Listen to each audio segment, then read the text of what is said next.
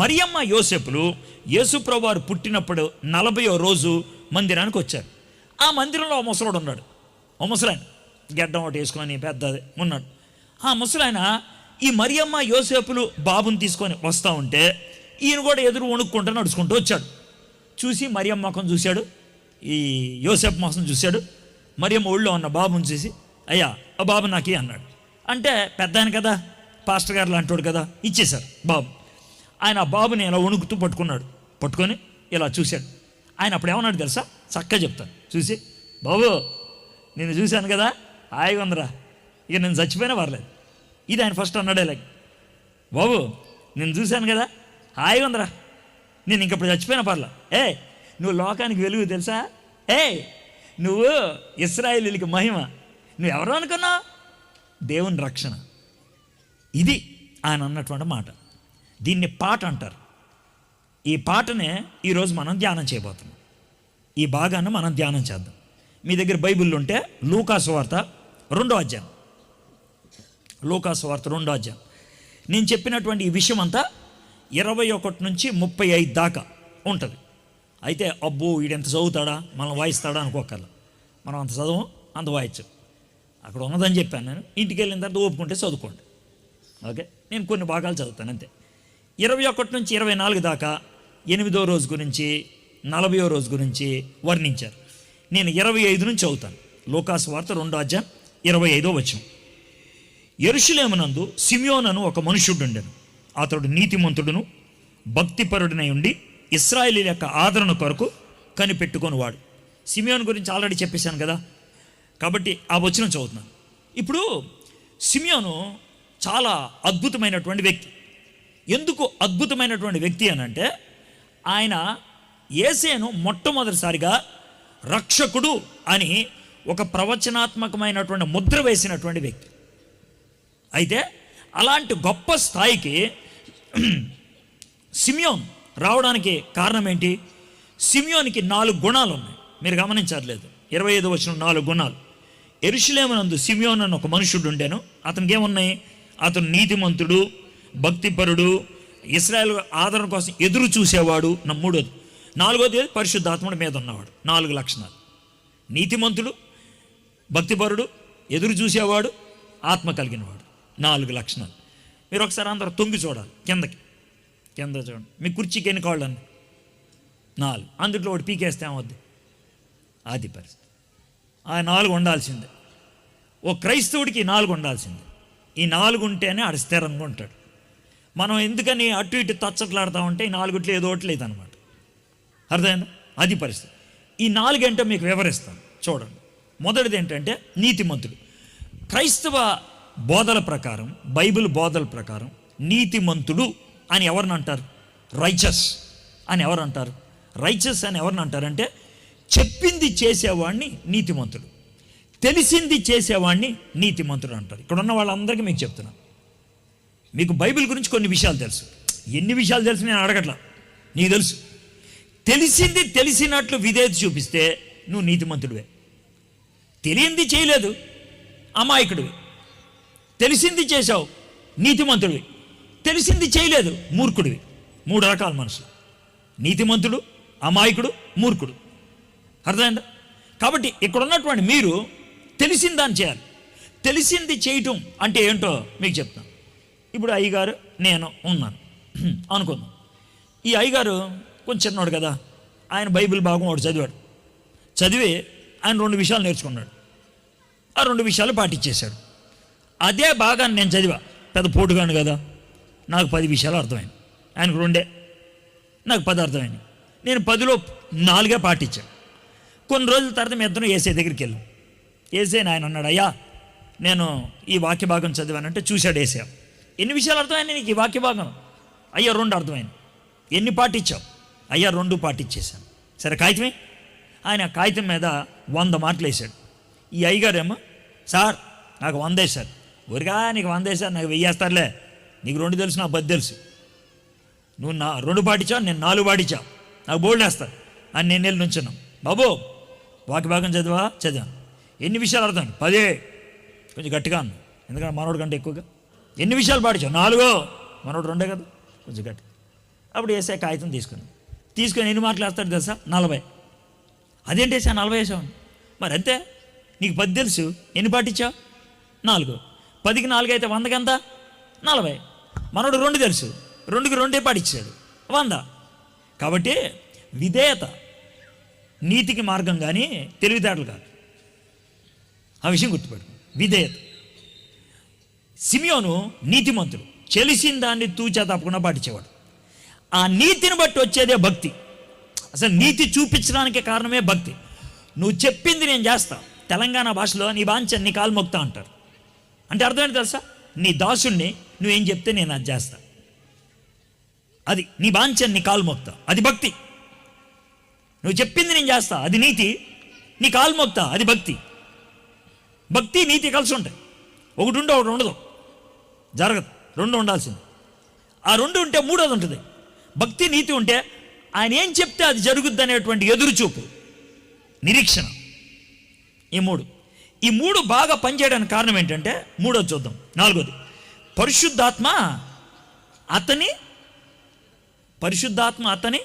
మీద. అదేంటిది మీద అంట?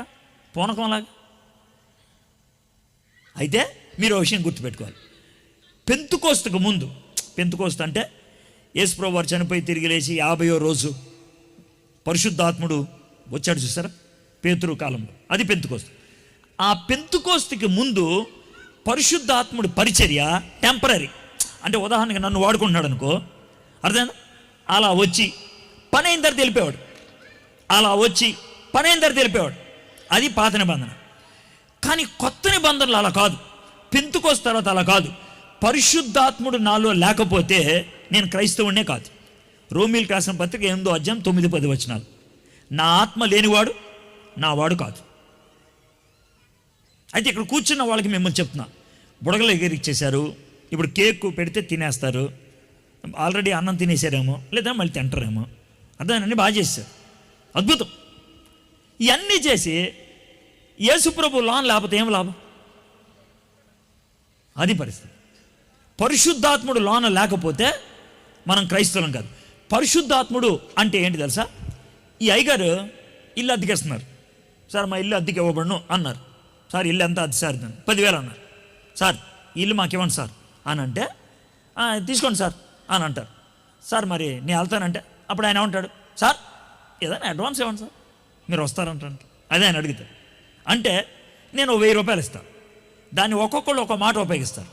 కొంతమంది అడ్వాన్స్ అంటారు, కొంతమంది బయానా అంటారు, అర్థమైందా? కొంతమంది సంచికరు అంటారు. ఇవి పదాలు కానీ అన్నీ ఒకటే భావం. అయితే మనం యేసు ప్రభుని అంగీకరించగానే మనలో అడ్వాన్స్ లాగా ఒకరిని పడేశాడు. ఎవరైనా? పరిశుద్ధాత్ముడు. సంచికరు మనలో ఉండిపోతాడు. పరిశుద్ధాత్ముడు మనలో లేకపోతే మనం క్రైస్తవులం కాదు. అది పరిస్థితి. సిమియోనులో ఆత్మ ఉన్నాడు. సిమియోను మీద ఆత్మ ఉన్నాడు. ఈ 4 ఉండడం బట్టి ఏం జరిగిందో చూద్దాం. 26వ వచనం. పరిశుద్ధాత్మ అతని మీద ఉండెను. అతడు ప్రభు యొక్క క్రీస్తును చూడక మునుపు మరణము పొందడని అతనికి పరిశుద్ధాత్మ చేత బయలుపరచబడి ఉండను. నువ్వు ఆత్మ వశుడై ఉన్నట్లయితే, ఆత్మ పూర్ణుడై ఉన్నట్లయితే, ఆత్మ చేత నడిపింపబడేవాడు అయితే, ఆత్మ చేత నడిపింపబడే ప్రతి వాడికి వాగ్దానాలు ఉంటాయి. మనమేమో 31వ తారీఖున వాగ్దానాలు తీసుకుంటాం, కాగితాలు. కానీ ఆత్మ మనలో ఉంటే కనుక మనకిచ్చేటువంటి వాగ్దానాల ప్రపంచంలో ఎవడు కాగితాల మీద రాసి ఇచ్చేయక. అద్భుతం.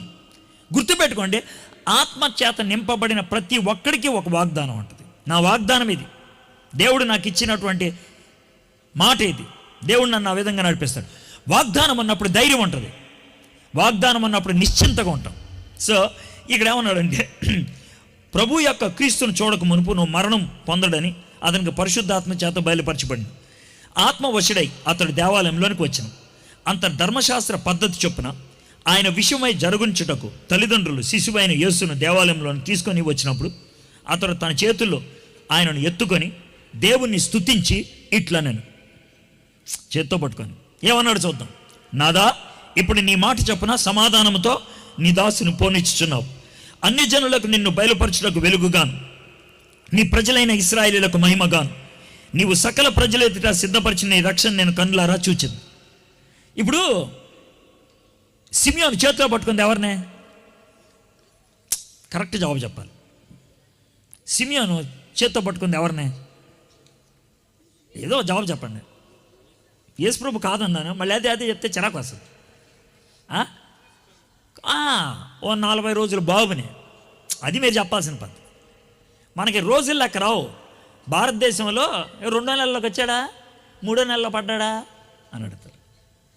అర్థం? 2వ నెలలో పడ్డాడు బాబు. 2వ నెలలో పడి 10 రోజులైంది. ఆ బాబుని సిమియోను పట్టుకున్నాడు. అర్థమైందా? పట్టుకొని ఈ మాటలన్నీ అనేసాడు. పట్టుకొని ఏమన్నాడు తెలుసా? చివరి మాట, నీవు సకల ప్రజల ఎదుట సిద్ధపరిచిన నీ రక్షణ నేను కన్నులారా చూడు. సిమియోను చూస్తుంది బాబుని, చిన్న బాబుని. కానీ ఏమని చెప్తున్నాడు ఆయన?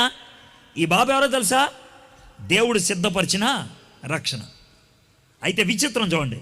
తర్వాత యోసేపును ఆయన తల్లియు ఆయనను గూర్చి చెప్పబడిన మాటలు విని, ఆ తర్వాత ఏమైంది? ఇప్పుడు మరియమ్మ యోసేపులు యేసుప్రభుని ఎంతసేపు చూశారు?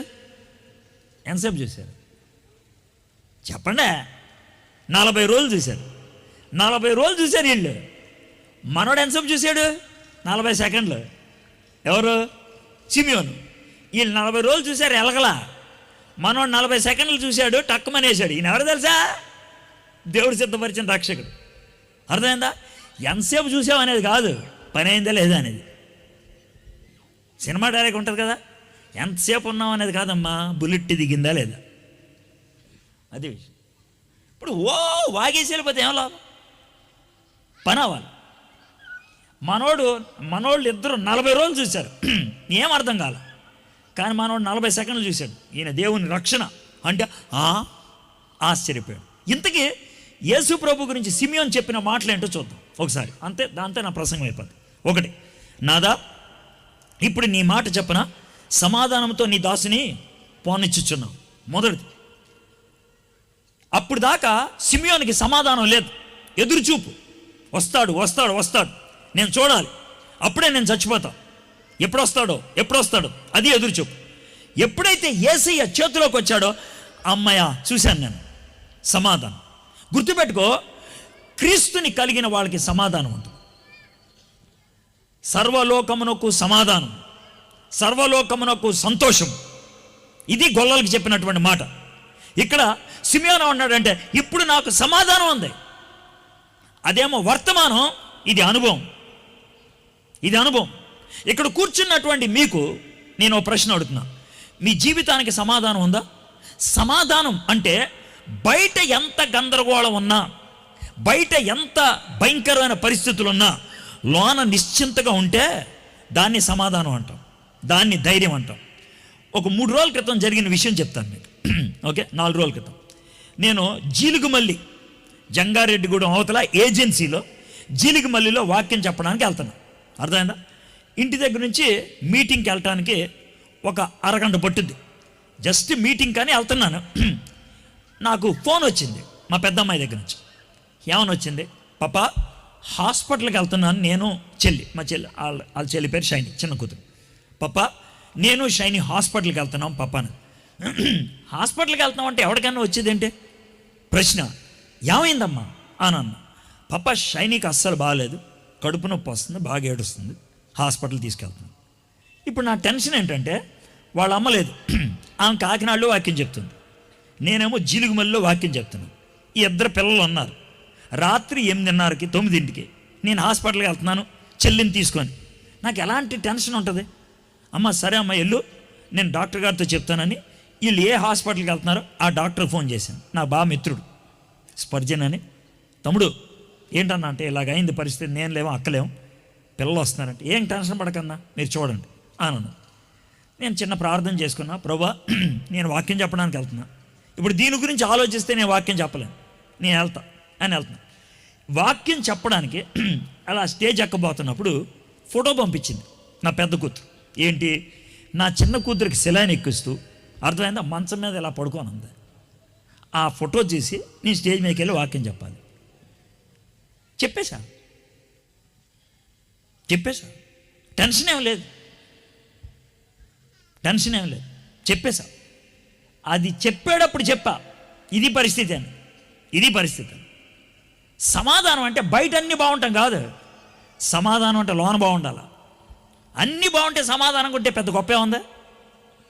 లోన బాగుండాలి. సార్ మా ఊరు మంచిది కాదు సార్, అక్కడే సమాధానంగా ఉండాలి. సార్ ఇక్కడ అన్ని గొడవలు సార్, అక్కడే సమాధానంగా ఉండాలి.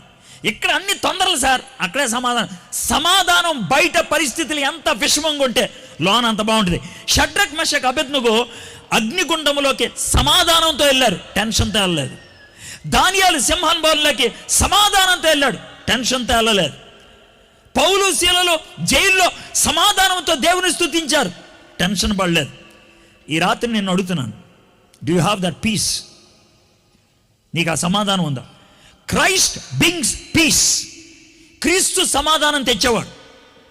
క్రీస్తు లేనివాడు సమాధానం లేనివాడు. క్రీస్తు లోకానికి సమాధానం. ఇది మొదటిది. రెండోదే ఉన్నాడు, నాదా ఇప్పుడు నీ మాట చొప్పున సమాధానంతో నీ దాసుని పోనిచ్చుచున్నావు. చచ్చిపోతే పోతరేకనే చాలు నాకు అంటే ఈ జీవితానికి చాలా తృప్తి, సంతృప్తి. క్రీస్తు మన జీవితానికి సమాధానం, క్రీస్తు మన జీవితానికి సంతృప్తి. మానవుడికి పరిపూర్ణతను ఇవ్వగలిగేది క్రీస్తు, డబ్బు కాదు. జార్జ్ ఫోర్డ్ అమెరికాలో ఫోర్డ్ కంపెనీకి అధినేత. ఫోర్డ్ కంపెనీ అంటే ఏంటి తెలుసు? కార్లు తయారు చేసేవాడు. జాగ్రత్తమేనండి, ఫోర్డ్ కంపెనీ కార్లు తయారు చేసే కంపెనీ చూడటానికి నేను వెళ్ళా. మీకు విషయం తెలుసా? 57 సెకండ్లకి ఒక కారు తయారవుద్ది. 57 సెకండ్లకి. ప్రతి 57 సెకండ్లకు ఒక కారు బయటకు వస్తుంది. ప్రతి 57 సెకండ్లకి కన్వేయర్ బెల్ట్లో తయారవుకుంటూ వెళ్ళిపోతూ ఉంటుంది. అంతే, తయారవుకుంటారు. ఒక్కొక్క ట్రిప్కి 500 మంది పనిచేస్తూ ఉంటారు. 3 ట్రిప్పులు 1500 మంది. ఒకడు డోర్ వేస్తాడు, ఒకడేమో డోమ్ వేస్తాడు, ఒకడేమో ఫ్రంట్ లైట్ వేస్తాడు, ఒకడేమో బ్యాక్ లైట్ వేస్తాడు.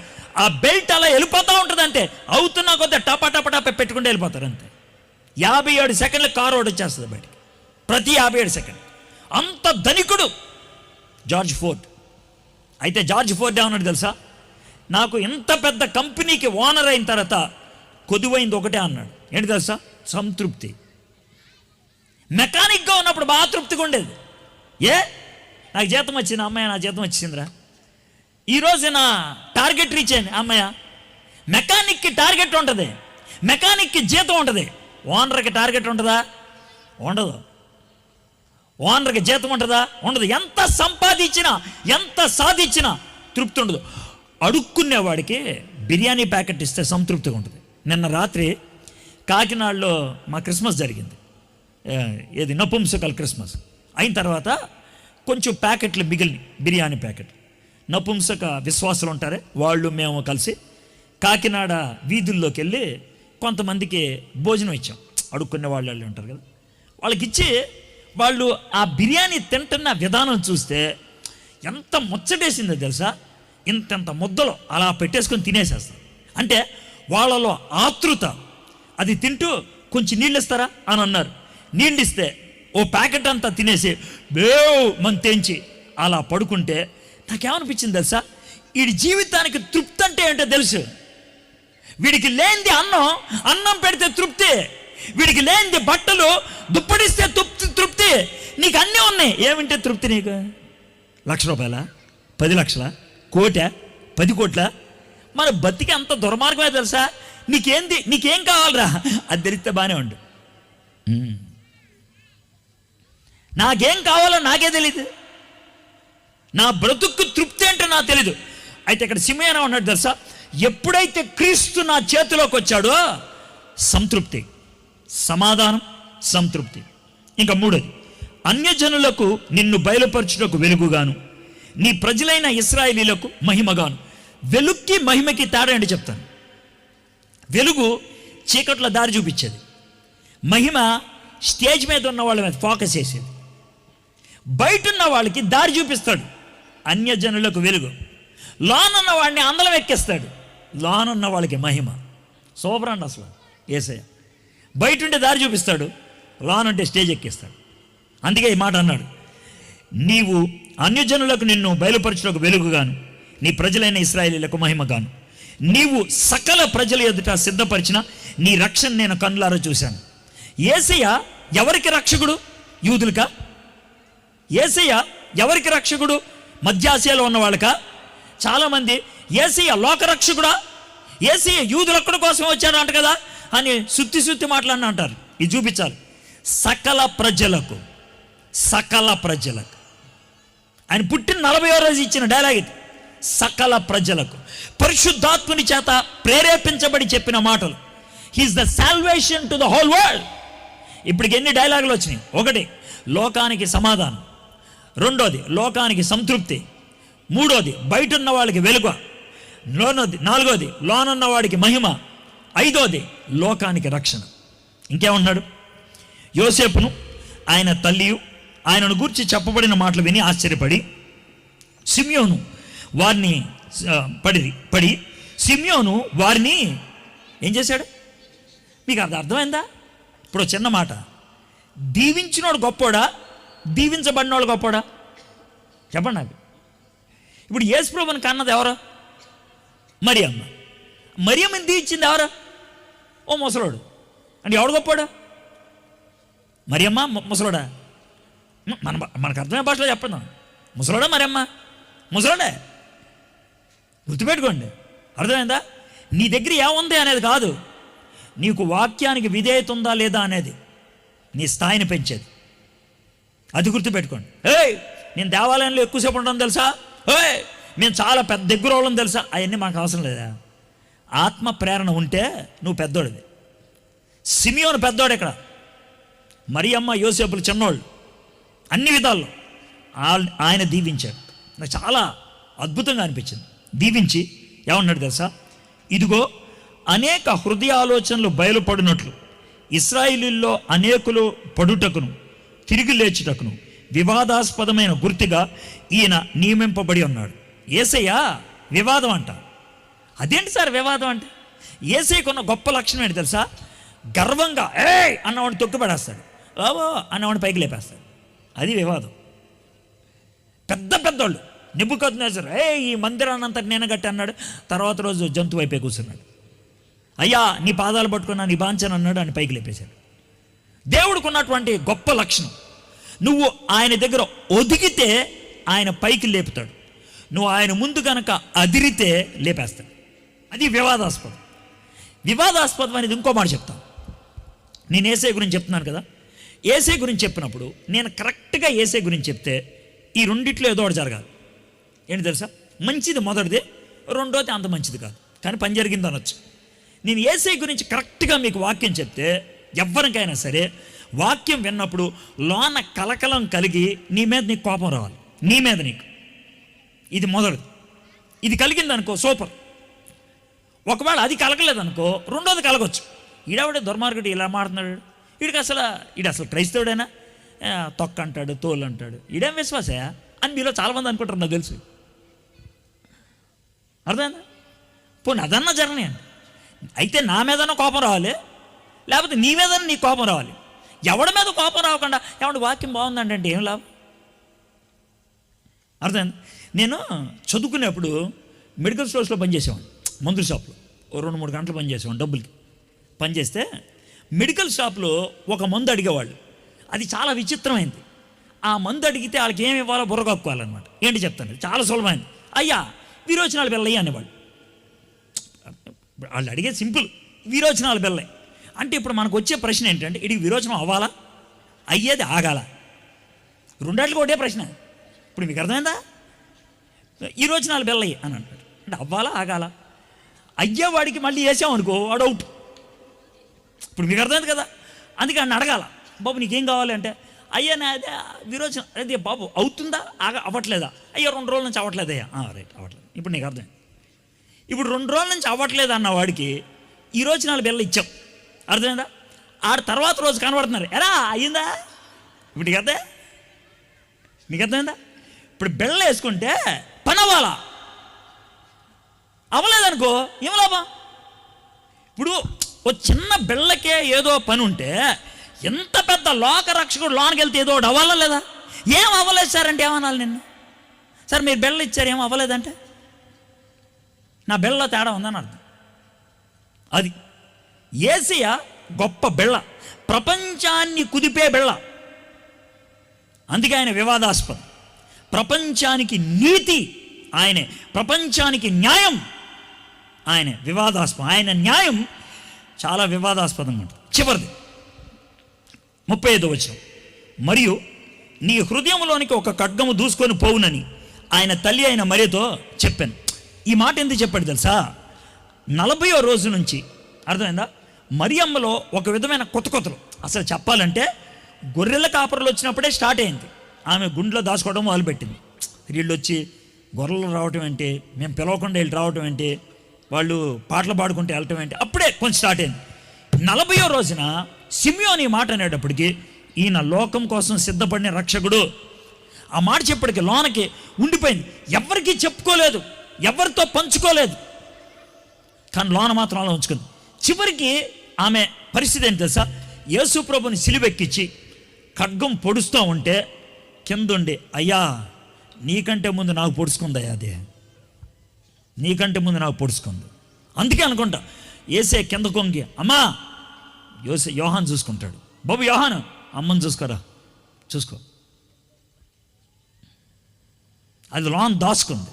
లోక రక్షకుడిని మనకి ఇవ్వడానికి గొప్ప పరిచయం చేసింది ఆమె.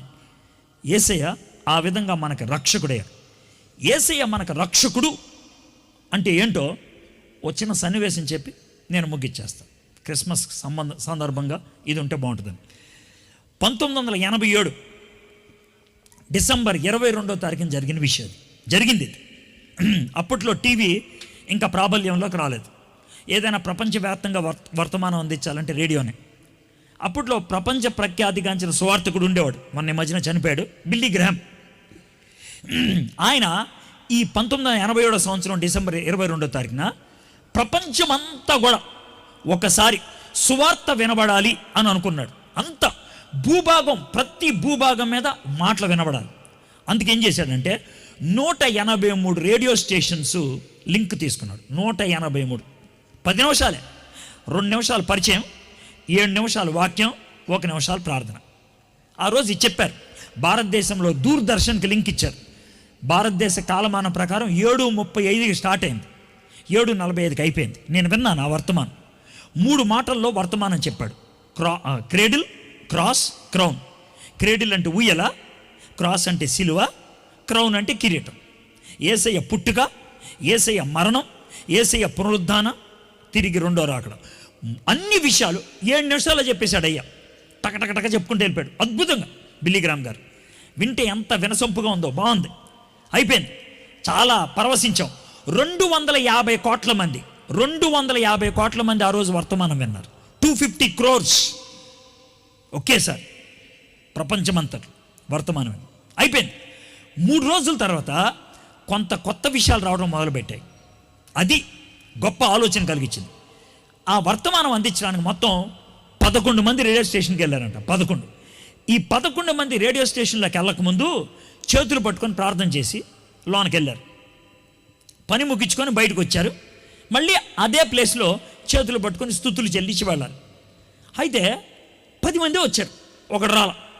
ఓ 4 నిమిషాలు ఆగారు, ఏదో పని ఉన్నట్టులే అని ఆ పిచ్చాపాటి ఆడుకున్నారు. ఈ 4 నిమిషాలు అంతా బిల్లీ గ్రామ్ అన్నాడంటే, ఏయ్ మెకన్జీని పిలిచిరండి అన్నాడు. అంటే 2 వెళ్ళారు మెకన్జీని తీసుకురావడానికి. మెకన్జీ అనే ఆయన పని ఏంటంటే కరెంటు వైర్లు కలిపే పని. ఆయన ఎలక్ట్రీషియన్. అక్కడ ఎలక్ట్రికల్ కేబుల్ కనెక్షన్స్ అన్ని పెద్ద పెద్ద బీరువాళ్ళు లాంటివి ఉంటాయి. వెనకాల ఒక టేబుల్, చెక్క టేబుల్, దాని మీద కూర్చొని ఉంటాడు మనోడు. వెళ్ళారు అక్కడికి, కూర్చొని ఉన్నాడు, కానీ అలా పడిపోయి ఉన్నాడు. వెనక్కి దగ్గరికి వెళ్ళారు, తాకల, ఎందుకంటే చచ్చిపోయి ఉన్నాడని తెలిసింది. మెకన్జీ చచ్చిపోయాడు. ఎందుకు చచ్చిపోయాడు, ఎలా చచ్చిపోయాడు, ఎప్పుడు చచ్చిపోయాడు? 3 దినాలు పరిశోధన జరిగింది. 3 దినాల తర్వాత విషయం అర్థమైంది ఏంటి తెలుసా? బిల్లీ గ్రామ్ గారు వాక్యం అందించడానికి లెగస్తున్నప్పుడు ఒక వైర్ దిగిపోయింది. ఇప్పుడు వైర్ కలపాలంటే కరెంట్ ఆపేయాలి. అప్పటికే 2 నిమిషాలు పరిచయం అయిపోయింది. 183 స్టేషన్కి లింక్ వెళ్ళిపోయింది. ఇప్పుడు 2 నిమిషాలు ప్రసారం అయిపోతే ఎలా ఉంటుంది? మళ్ళీ ఇంకెవడ వెండరు. మెకన్జీ ఆలోచించాడు ఏం చేయాలని. మెకన్జీ ఆ తీగను పట్టేసుకున్నాడు. ఈ పక్కన కరెంటు తీగ ఉంది, ఈ చేత్తో కరెంటు తీగను పట్టేసుకున్నాడు. తానే కరెంటు తీగ అయిపోయాడు, తానే కరెంటుని ప్రసరించేవాడైపోయాడు. 250 కోట్ల మంది ఆ రోజు వర్తమానం విన్నారు. కానీ మెకంజీ చచ్చిపోయాడు. మెకంజీ చావకుండినట్లయితే 250 కోట్ల మంది సువార్త వినేవాళ్ళు కాదు. అయితే మెకంజీ ఉదాహరణ నేను ఇచ్చినప్పుడు నా ఉద్దేశం ఒకటే, తీగ తెగింది, చీకటి వచ్చింది. తీగ తెగింది, సమాచారం ఆగిపోయింది. తీగ తెగింది, ప్రశ్నలు ఉత్పన్నమవుతాయి. తీగ తెగింది, అయోమయం వచ్చింది. అయోమయం పోవాలి, ప్రశ్నలకు జవాబు రావాలి, అంధకారం పోవాలి, నిశ్శబ్దాన్ని నిషేధించాలి. మధ్యలో ఒక వ్యక్తి పట్టుకోవాల్సి వచ్చింది. మన జీవితంలో అంధకారం ఉంది, మన జీవితంలో నిశ్శబ్దం ఉంది, మన జీవితంలో జవాబులు దొరకని ప్రశ్నలు ఉన్నాయి, మన జీవితం అయోమయంగా ఉంది. అయితే వీటన్నిటికీ జవాబు ఇవ్వడానికి యేసయ్య తండ్రి చెయ్యి ఒక పక్కన పట్టుకొని చెయ్యి అందించి, ఏయ్ నా చేతిలో ఎవడైతే చెయ్యేస్తాడో వాడికి సమాధానం, వాడికి సంతృప్తి, వాడికి వెలుగు, వాడికి మహిమ, వాడికి రక్షణ, వాడికి నీతి, వాడికి తీర్పు నేనే. అది క్రిస్మస్, అది క్రిస్మస్. యేసై చేయి పట్టుకున్నావా? యేసై నీ సొంత రక్షకుడిగా అంగీకరించావా? ఒకవేళ అది చేయకపోతే ఈ క్రిస్మస్ ఎటకారమే. అది అర్థవంతం అవ్వాలంటే క్రీస్తుని మనం లోన కలిగి ఉండాలి. మనకి ఆ సంబంధాన్ని ఇవ్వడానికి, తండ్రితో మనల్ని కలపటానికి ఆయన తన ప్రాణాన్ని పెట్టాడు.